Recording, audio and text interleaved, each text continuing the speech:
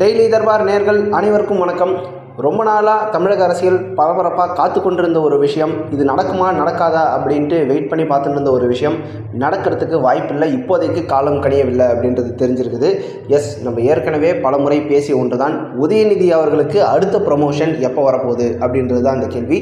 பொதுவாகவே பார்த்திங்கன்னா கார்ப்பரேட் ஆஃபீஸ்லையோ இல்லை ப்ரைவேட் கம்பெனிஸ்லையோ ஒர்க் பண்ணுறவங்களுக்கு பார்த்திங்கன்னா ப்ரொமோஷன் வர்றது ஒரு குதிரைக்கும்பான விஷயமா இருக்கும். எப்படா நம்மளுக்கு ப்ரொமோஷன் வரும்னு காத்துன்னு இருப்பாங்க.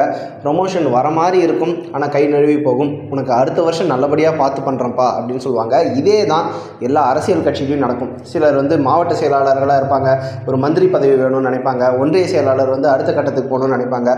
எம்எல்ஏவாக இருக்கிறவங்க மினிஸ்டர் ஆகணும், மினிஸ்டராக இருக்கிறவங்களுக்கு ஸ்ட்ராங்கான போர்ட்ஃபோலியோ ஆகணும்னு ஒவ்வொருத்தரும் ஒவ்வொரு விதமான ப்ரொமோஷனுக்காக வெயிட் பண்ணுவாங்க. பட் தமிழக அரசியலில் பார்த்திங்கன்னா உதயநிதி அவர்களுக்கு கிடைத்த ப்ரொமோஷன் மாதிரி யாருக்குமே கிடைச்சிருக்காது அப்படின்னு சொல்லலாம்.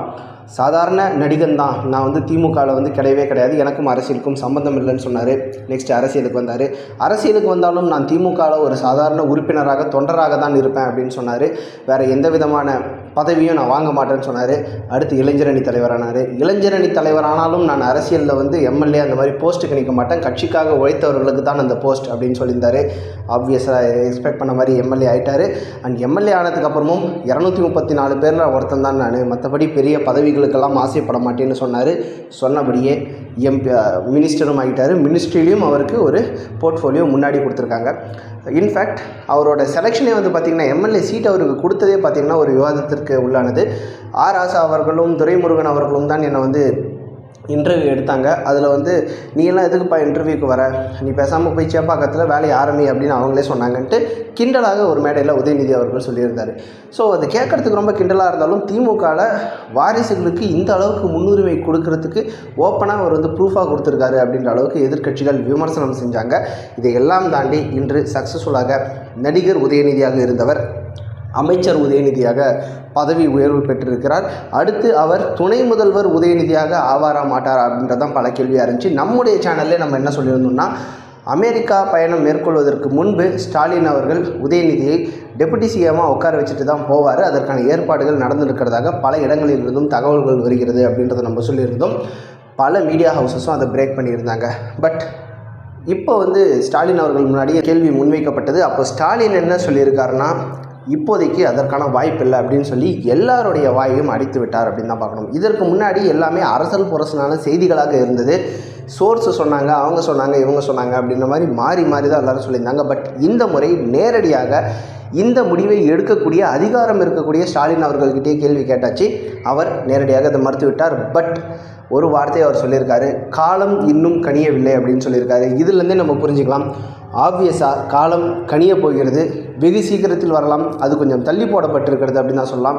ஸோ பிற்காலத்தில் திமுகவுக்கு டெபுட்டி சிஎம்மாக வரக்கூடிய ஒரு தகுதி உதயநிதி அவர்களிடம் மட்டும்தான் இருக்கிறது அப்படின்றத சொல்லாமல் சொல்லியிருக்கிறாரா ஸ்டாலின் அப்படின்ற ஒரு விவாதமும் எழுந்திருக்கிறது. இதில் விவாதம் பண்ணுறதுக்கான வேலையே எதுவும் இல்லை அப்படின்னு தான் எதிர்க்கட்சிகள் பொதுவாக சொல்கிறாங்க. நிச்சயமாக ஸ்டாலின் அவர்களுக்கு பிறகு உதயநிதி, உதயநிதி அவர்களுக்கு பிறகு இன்பநிதி, இப்படி தான் போகும். இதற்கு திமுகவினரே மென்டலாக தயாராக இருக்காங்க அப்படின்னு தான் பார்க்குறோம். இதில் எதிர்க்கட்சிகள் இன்னொரு குற்றச்சாட்டையும் வைப்பார்கள்.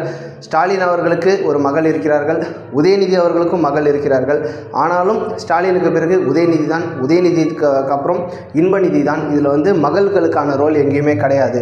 பேசுகிறது மட்டும் பெண்ணுரிமை பேசுவாங்க, ஆனால் அரசியல் வாரிசாக பார்த்தால் கூட அதில் ஆண்களை மட்டும்தான் இவர்கள் சேர்ப்பார்கள் அப்படின்ற மாதிரி ஒரு அதிகமான ஆக்ரோஷமான குற்றச்சாட்டுகளையும் சிலர் வைக்கிறத நம்மளால் பார்க்க முடியுது. பட் எதுவாக இருந்தாலும் தனக்கு அடுத்து உதயநிதி தான் அப்படின்றத ஸ்டாலின் அவர்கள் பல இடங்களில் வெளிப்படையாகவும் மறைமுகமாகவும் தமிழக மக்களுக்கும் திமுகவிற்கும் உணர்த்தி கொண்டே தான் இருக்கிறார். காலம் இன்னும் கனியவில்லை அப்படின்னு சொல்கிறதும் அந்த குறிப்பால் உணர்த்தும் ஒரு செயலாக தான் பார்க்க முடிகிறது. ஸோ விரைவில் காலம் உதயநிதி அவர்களுக்கு கனியுமா கனியாதான்றதை பார்க்கலாம். இப்போதைக்கு ஏன் காலம் கனியவில்லை அப்படின்றதுக்கான கொஷினும் எழுவதை தடுக்க முடியல. மேபி இப்போ தான் நிறைய எலெக்ஷனில் கண்டினியூஸாக ஜெயிச்சிருக்கும். ஸ்டாலின் அவர்கள் தலைமையில் எலெக்ஷன் மேலே எலெக்ஷனாக ஜெயிச்சுனே இருக்கும். இது வரைக்கும் தோல்வியே காணாத ஒரு தலைவராக ஸ்டாலின் அவர்கள் இருக்கிறார். வெறும் நாங்குநேரி மற்றும் விக்கிரவாண்டி இடைத்தேர்தல் ஒரே சமயத்தில் நடந்தபோது அந்த 2 பை எலெக்ஷனில் மட்டும்தான் ஸ்டாலின் தோற்றுருக்கிறத நம்ம பார்க்க முடியுது. பட் அதர் தேன் தட் மிகப்பெரிய வெற்றியை ஸ்டாலின் பெற்றிருக்கிறார். குறிப்பாக உதயநிதி ஸ்டாலின் அவர்களுடைய பிரச்சாரம் அதற்கு கை கொடுத்ததாக பார்க்கிறார்கள்.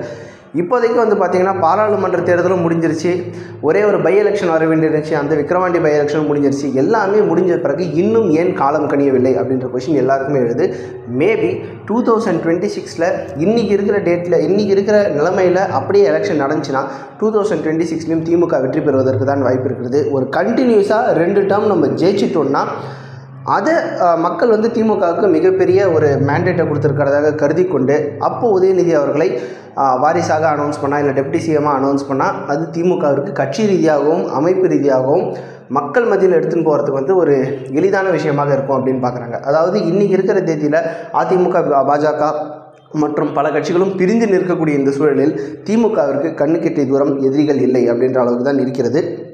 இதே கண்டிஷனை மெயின்டைன் பண்ணி 2026 மீண்டும் ஒரு மெஜாரிட்டி ஜெயிக்கும் பட்சத்தில் மக்கள் தனக்கு ஏகோபித்த ஆதரவை கொடுக்கிறார்கள் அப்படின்றது ஒரு மேண்டேட்டாக எடுத்துக்கொண்டு ஸ்டாலின் அவர்கள் சர்வ நிச்சயமாக பல அதிரடி முடிவுகளை எடுக்கலாம். அதில் ஒரு முடிவு நிச்சயமாக உதயநிதிக்கான அடுத்த கட்ட ப்ரொமோஷனாக இருக்கும் அப்படின்றதான் அரசியல் வட்டாரங்களில் அரசியல் பொருளாக பேசப்படுகிறது. உதயநிதிக்கு காலம் கனியவில்லை அப்படின்னு ஸ்டாலின் சொன்னதை பற்றி நீங்கள் என்ன நினைக்கிறீங்க? காலம் கனிந்து விட்டது, இன்னும் கொடுக்காமல் இருக்கிறாருன்னு நினைக்கிறீங்களா? இல்லை ஸ்டாலினுக்கு கருணாநிதி அவர்கள் தள்ளி போட்டுக்கொண்டே இருந்தார் இந்த பதவி உயர்வுகளை கொடுப்பது, அதே போல் உதயநிதிக்கு ஸ்டாலின் தள்ளி போடுவார்னு நினைக்கிறீங்களா, போட வேண்டும்னு நினைக்கிறீங்களா? உங்களுடைய கருத்து என்ன அப்படின்றத கமெண்ட் பாக்ஸில் மென்ஷன் பண்ணுங்கள். மீண்டும் இன்னொரு வீடியோவில் சந்திப்போம். நன்றி.